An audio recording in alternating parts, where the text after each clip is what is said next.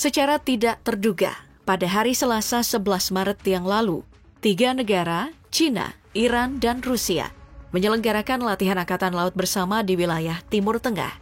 Langkah ini tampaknya merupakan upaya mereka untuk memamerkan kekuatan militer di kawasan yang penuh tantangan, tepat ketika ancaman dari pemberontak Houthi di Yaman mengenai serangan baru terhadap kapal-kapal yang melintas semakin menggema.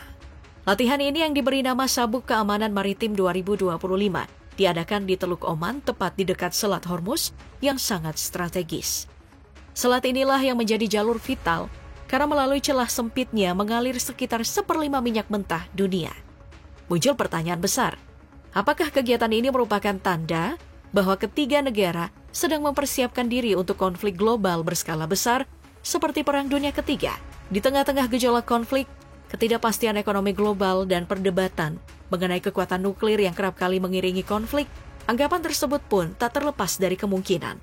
Latihan militer yang berlangsung pada hari Selasa ini juga menandai tahun kelima berturut-turut ketiga negara melaksanakan kegiatan gabungan semacam ini.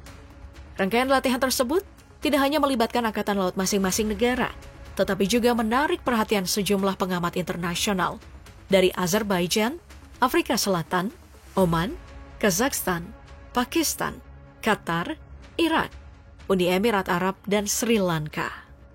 Menurut pernyataan dari Kementerian Pertahanan Rusia, selama 2 hari penuh latihan, awak kapal melakukan serangkaian tembakan, baik di siang maupun malam hari, dengan menggunakan senapan mesin berkaliber besar serta senjata ringan. Target yang ditembak adalah sasaran Tier 1 yang menyerupai kapal tanpa awak dan pesawat tanpa awak yang berfungsi sebagai musuh simulasi. Sementara itu, informasi dari salah satu sumber menyatakan bahwa tujuan utama Sabuk Keamanan Maritim 2025 adalah untuk meningkatkan kepercayaan antar angkatan laut dan memperdalam kerjasama operasional secara praktis. Latihan ini mencakup simulasi serangan terhadap sasaran maritim, operasi kunjungan yang meliputi penyitaan, serta pencegahan penyelundupan, dan juga latihan pencarian serta penyelamatan yang intensif.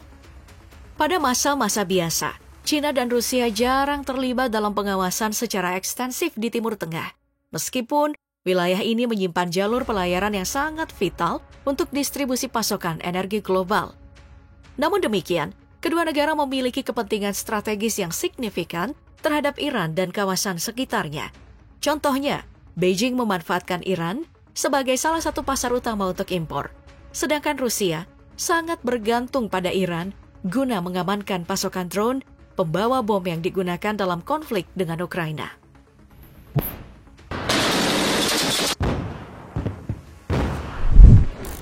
Di tengah dinamika global yang semakin kompleks, dunia kini dihadapkan pada 2 konflik besar. Di wilayah Timur Tengah, ketegangan di kawasan Laut Merah diprediksi akan kembali meningkat akibat perseteruan yang kian memanas antara Israel dan kelompok pemberontak Houthi asal Yaman. Langkah Israel yang menerapkan blokade terhadap bantuan kemanusiaan untuk warga Palestina memicu reaksi keras. Pihak Houthi pun dengan tegas mengancam akan melarang dan bahkan menyerang kapal-kapal Israel serta kapal-kapal yang diduga merupakan milik sekutu mereka yang melintasi perairan tersebut. Implikasi dari situasi ini tentunya akan terasa secara global. Kapal-kapal yang biasanya menempuh rute Laut Merah mungkin akan mempertimbangkan untuk mencari jalur alternatif guna menghindari resiko tinggi serangan. Houthi sendiri telah menerapkan sistem pemantauan dan pengawasan yang sangat ketat terhadap setiap kapal yang melintas di perairan strategis itu. Sementara itu, upaya untuk meredahkan konflik di antara Ukraina dan Rusia justru tampak semakin memburuk. Ketegangan tidak menunjukkan tanda-tanda mereda, bahkan semakin memuncak sejak pertemuan yang kurang membuahkan hasil antara Presiden Ukraina Zelensky dan Presiden Amerika Serikat Trump di Gedung Putih. Kegagalan pertemuan tersebut kemudian disinyalir menyebabkan Amerika Serikat berhenti memberikan bantuan militer kepada Ukraina, sehingga mendorong Ukraina untuk mencari dukungan dari negara-negara Eropa. Ironisnya, beberapa negara Eropa yang saat ini sedang terlibat dalam sengketa tarif dengan Amerika Serikat, tampaknya melihat kesempatan untuk memperkuat posisinya dengan merapatkan dukungan kepada Ukraina. Ditambah lagi, situasi menjadi semakin kompleks dengan munculnya narasi terkait payung nuklir yang pernah diungkapkan oleh Presiden Prancis Emmanuel Macron, sehingga menambah lapisan kerumitan dalam konflik yang sedang berlangsung.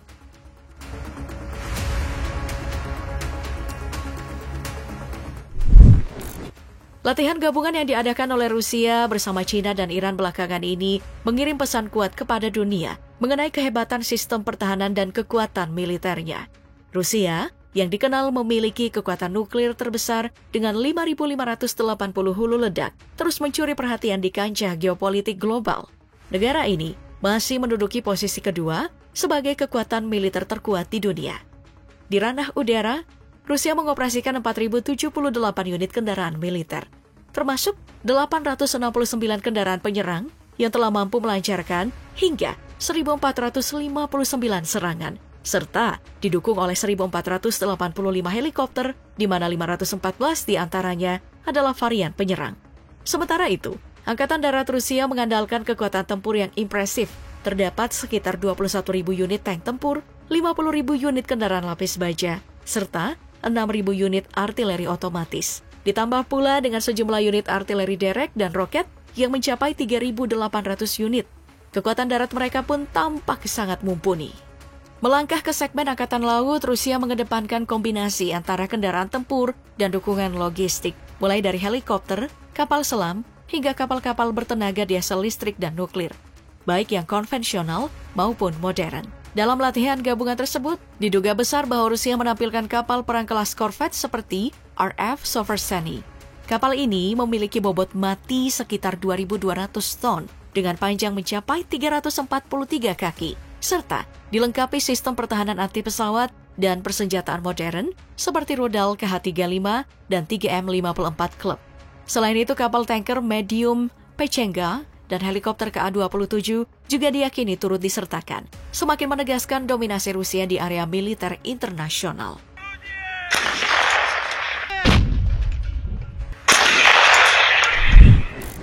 China menempati posisi teratas ketiga di antara kekuatan militer global dengan performa yang sangat mengesankan. Negara ini mengoperasikan pasukan aktif sebanyak 2.035.000 personil, ditambah 510.000 tentara cadangan, serta 625.000 anggota paramiliter. Angka yang mencerminkan kesiapan tempur yang tinggi. Dengan anggaran pertahanan mencapai 266,8 miliar US dollar, China membekali militernya dengan persenjataan canggih di berbagai medan, baik darat, laut, maupun udara. Dalam inventarisnya, China memiliki 6.800 tank dan 144.017 kendaraan lapis baja yang memperkuat lini daratnya secara signifikan. Di lautan, negara ini mengoperasikan 3 kapal induk dan 50 kapal perusak.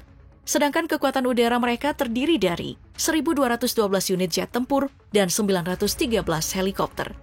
Tak hanya itu, pada tahun 2024, tercatat kepemilikan 500 hulu ledak nuklir dengan proyeksi jumlah ini akan terus bertambah seiring waktu. Selama latihan gabungan bersama Rusia dan Iran, China turut menampilkan kemampuan maritimnya dengan mengerahkan kapal perusak Baotou 133. Kapal ini merupakan bagian dari kelas tipe 055, kapal perusak siluman multimisi yang dirancang khusus untuk mendukung pertahanan udara, sekaligus memiliki kemampuan perang anti kapal selam melalui kombinasi sensor modern dan sistem persenjataan mutakhir.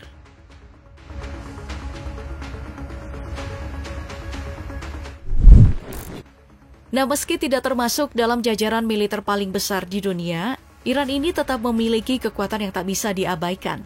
Hingga kini, Iran mengandalkan 610.000 personel aktif yang tersebar dalam berbagai satuan, termasuk 350.000 tentara reguler, 190.000 anggota pasukan khusus IRGC, 18.000 personil Angkatan Laut, 37.000 personil Angkatan Udara, dan 15.000 personil pertahanan udara. Selain itu, negara ini juga memiliki 350.000 tentara cadangan yang siap dipanggil saat diperlukan. Dalam hal persenjataan dan kendaraan tempur, Iran mengoperasikan lebih dari 10.513 tank tempur dan 6.798 unit senjata artileri, serta 640 kendaraan lapis baja yang mendukung kekuatan daratnya. Di sektor udara, Angkatan Darat dilengkapi dengan 50 helikopter. Sementara pasukan khusus IRGC memiliki tambahan 5 helikopter untuk mendukung operasi khusus. Kekuatan udara Iran juga diperkuat dengan 551 jet tempur, sedangkan di ranah laut, mereka mengoperasikan 17 kapal selam taktis, 68 kapal patroli dan kombatan pesisir, 7 korvet, serta 12 kapal pendaratan yang memainkan peran vital dalam menjaga keamanan wilayah pesisir. Salah satu kelebihan utama dari militer Iran adalah keberagaman sistem pertahanan rudal permukaan ke udara yang mereka miliki. Iran telah mengumpulkan lebih dari 42 rudal jarak jauh, di antaranya termasuk tipe S-200 dan S-300. Ditambah dengan lebih dari 59 rudal jarak menengah dan 279 rudal jarak pendek. Dalam latihan gabungan yang baru-baru ini berlangsung, pemerintah Iran mengonfirmasi bahwa mereka telah mengerahkan satu korvet rudal siluman serta sebuah kapal patroli sebagai bagian dari demonstrasi kesiapan dan kekuatan militernya.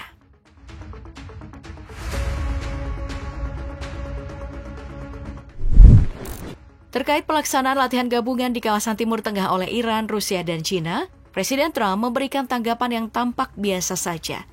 Saat ditanya mengenai unjuk kekuatan yang dilakukan ketiga negara tersebut, Trump menyatakan bahwa ia sama sekali tidak merasa khawatir. Sementara itu hingga saat ini, negara-negara lain belum mengeluarkan pernyataan resmi atau respon yang mencolok. Mungkin sebagian besar masih dalam tahap pemantauan, mengingat setiap gerakan strategis dari negara-negara yang tengah terlibat, terutama yang berkaitan dengan konflik di Timur Tengah maupun krisis Rusia-Ukraina, memiliki potensi untuk berdampak besar pada berbagai aspek global.